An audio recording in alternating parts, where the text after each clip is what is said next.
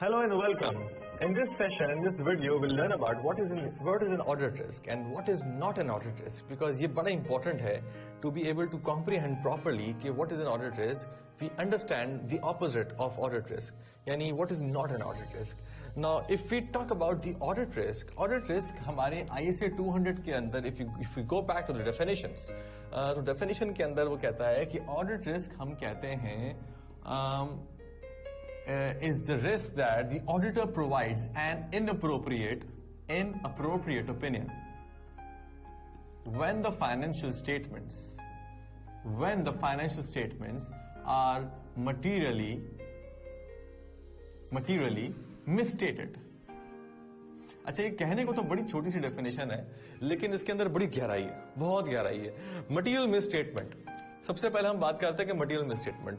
अगर हम मटीरियलिटी की बात करें तो मटीरियलिटी ISA 320 पूरा स्टैंडर्ड इसके ऊपर वो कहता है, उसके बारे में मुख्तलिफ बातें, मुख्तलिफ डिस्क्रिप्शन देता है कि मटीरियलिटी क्वालिटेटिव भी होती है, क्वांटिटेटिव भी होती है, सारी इसकी बात करता है.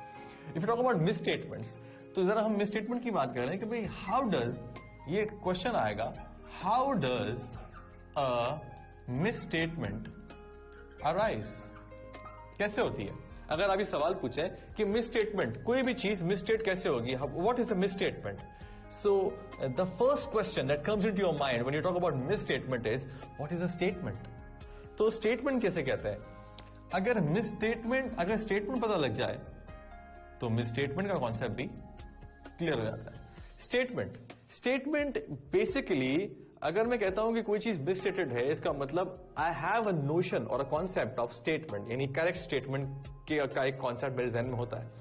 फाइनेंशियल स्टेटमेंट्स के केस में the criteria of financial statements is IFRS and companies ordinance. Companies ordinance जो है उसने IFRS को, अप्रूव्ड अकाउंटिंग स्टैंडर्ड्स को अडॉप्ट किया हुआ है.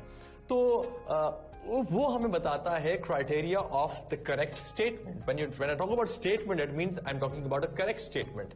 सो अगर वो क्राइटेरिया जो कि कंपनीज ऑर्डिनेंस है और अप्रूव्ड अकाउंटिंग स्टैंडर्ड्स है हमारे फाइनेंशियल स्टेटमेंट्स के हिसाब से, दे गिव्स FS के क्राइटेरियाज. नाउ अगर इनसे कोई चीज हटती है तो उस हटने को कहेंगे miss statement. Now, anything that deviates from the statement, the correct statement, which is coming from the IFRS and company's ordinance, that's a misstatement.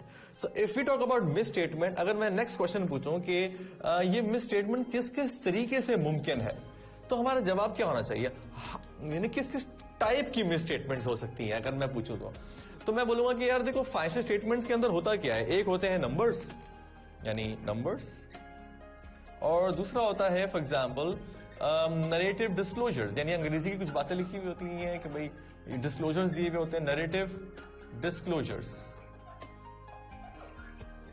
तो when you talk about numbers and narrative disclosures, अगर मैं number की बात करूं तो number कुछ ही अंदाज से मिसस्टेट हो सकता है. For example, it could be overstated, और इट कुड बी अंडरस्टेटेड, और इट कुड बी मिसक्लासिफाइड. इसके अलावा और कोई मुमकिन नजर नहीं आता आपको कि नंबर के मिसस्टेट होने की possibility. When you talk about narrative disclosures, यानी जब मैं कोई स्टेटमेंट यानी इस तरह से स्टेट करता हूं, नंबर की फॉर्म में नहीं करता, मैं अल्फाज, वर्ड्स की फॉर्म में, डिस्क्रिप्टिव फॉर्म में मैं कुछ डिस्क्लोज कर रहा हूं. सो इन दैट सेंस, तो मेरा मिस स्टेटमेंट कैसे पॉसिबल है. मेरा मिस स्टेटमेंट पॉसिबल है, for example, I could give an incomplete picture, may be I could give an incomplete picture of things. For example, मैंने एक केस था, डिस्क्लोज करना था कंप्लीटली उसके सारे सिनेरियोज, लेकिन मैंने वो सारे सिनेरियोज डिस्क्लोज नहीं किए. मैंने उसके अलावा कुछ बातें मैंने छोड़ दी. मैंने for example, I don't want to disclose it to my shareholders. There could be something that probably I am misleading about. You know, when you talk about misleadingness, I may have told something to my shareholders जिसके बारे में, for example, एक misleading picture जा रही है. Let's suppose कि I have a going concern issue, और इस going concern issue को avoid करने के लिए maybe I'm giving a picture in some of the notes to the financial statements कि हम एक नया प्लांट लगा रहे हैं और एक नया प्रोडक्ट लॉन्च कर रहे हैं, और जिसकी नतीजे में होगा ये कि मिसाल के तौर पे हमारी पोजीशन बेहतर हो जाएगी.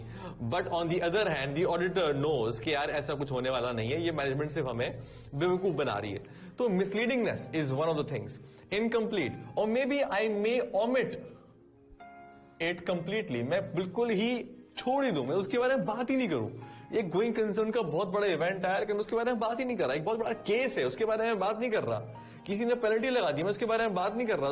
उसकी कंटिजेंसी लगाई नहीं, फॉर एग्जांपल कंटिजेंसी है, कंटिजेंसी डिस्क्लोज करने की बात है, मैं उसके बारे में बात ही नहीं कर रहा हूं। So I am omitting a disclosure, ठीक है। So I could omit a disclosure, I could give an incomplete picture, I could mislead by my words, I can be very ambiguous in that terms.